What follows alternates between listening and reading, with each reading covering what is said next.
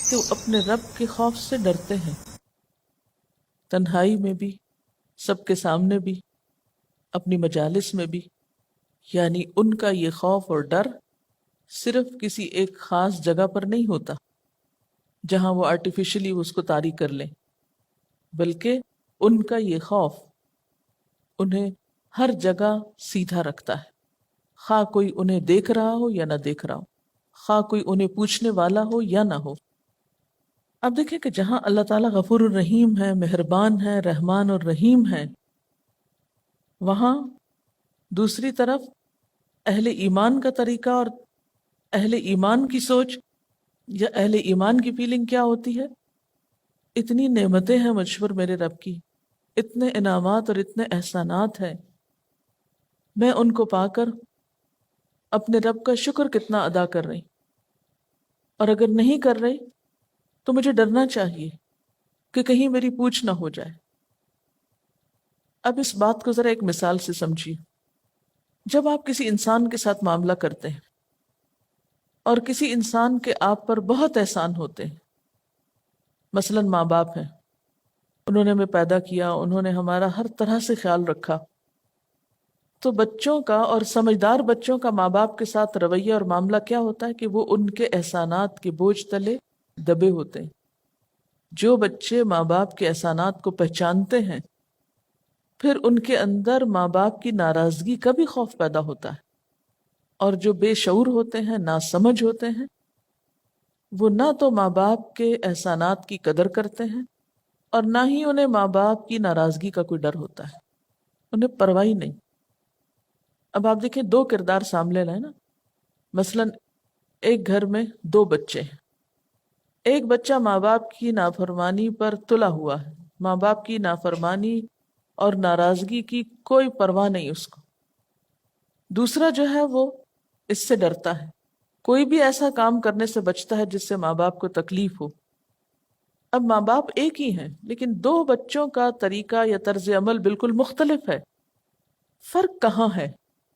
کیا ماں باپ بہت سخت ہیں ایک کے لیے اور دوسرے کے لیے نرم ہے اس لیے یہ رویے میں فرق ہے؟ نہیں، یہ فرق دراصل دونوں کے رویے میں ہے، یا دونوں کے خیال یا دونوں کے احساس میں ہے۔ یعنی عام طور پہ گھروں میں ہوتا ہے نا کہ آپ کے گھر میں مثلا کوئی ایک بہن یا بھائی ایسا ہوتا ہے کہ جو ماں باپ کو بہت ستاتا ہے، بہت پریشان کرتا ہے، اس کے پریشان کرنے پر آپ کو رونا آتا ہے کہ یہ ایسا کیوں کرتا ہے، یہ ماں باپ کو کیوں دکھ دیتا ہے۔ آپ خود بھی برداشت نہیں کرتے کہ آپ کے ماں باپ کو کوئی غم پہنچے، اور جب کوئی اور غم پہنچانے کی کوشش کرتا ہے تو بھی آپ کا دل دکھتا ہے۔ کیوں؟ یہ کیفیت آپ کے اندر کیوں ہے؟ کس وجہ سے؟ ماں باپ کی قدردانی کی وجہ سے، ماں باپ کے ساتھ محبت کی وجہ سے ہے، ان کے احسانات کو پہچاننے کی وجہ سے، ان کے مقام اور ان کی ہمدردی اور ان کی محبت کی قدردانی کی وجہ سے ہے۔ اب بالکل اسی طرح جس شخص کے اندر اللہ تعالیٰ کے احسانات کا احساس ہوتا ہے، جو اللہ تعالیٰ کے احسانات کے آگے جھکا ہوا ہوتا ہے، دبا ہوا ہوتا ہے، پھر اسے اپنی چھوٹی چھوٹی کوتاہی بھی بہت بڑی نظر آتی، اس پر بھی پریشان ہوتا ہے، اور بڑے گناہ تو خیر بڑے ہی ہیں۔ پھر اسے صرف اپنے گناہوں پر ہی دکھ نہیں ہوتا، اسے اس پر بھی دکھ ہوتا ہے کہ دوسرے لوگ اس اتنے عظیم رب کی نافرمانی کرتے ہیں، پھر اس کو چین نہیں آتا۔ بالکل اسی طرح جیسے فرشتے زمین والوں کی نافرمانیاں اور سرکشیاں دیکھ کر استغفار کرتے رہتے ہیں کہ جو کچھ یہ کر رہے ہیں معلوم نہیں اس کا نتیجہ کیا ہوگا، انہیں نہیں معلوم کہ یہ کتنی بڑی ہستی کی نافرمانی کر رہے ہیں،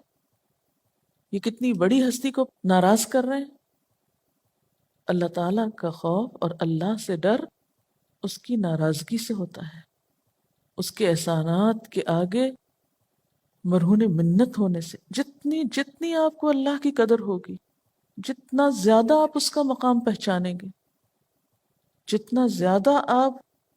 اس کی عظمت کو جانیں گے، اتنا زیادہ آپ کے دل میں اس کی ناراضگی کی فکر ہوگی کہ مجھے اسے نہیں ناراض کرنا،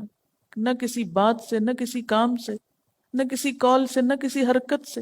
نہ کسی خیال سے، نہ کسی سوچ سے، کہ ایسا تصور بھی نہیں کر سکتے ہم لیکن جو ایک شعور سے خالی، احساس سے خالی انسان ہوگا، جس کو اللہ کی قدر نہ ہو،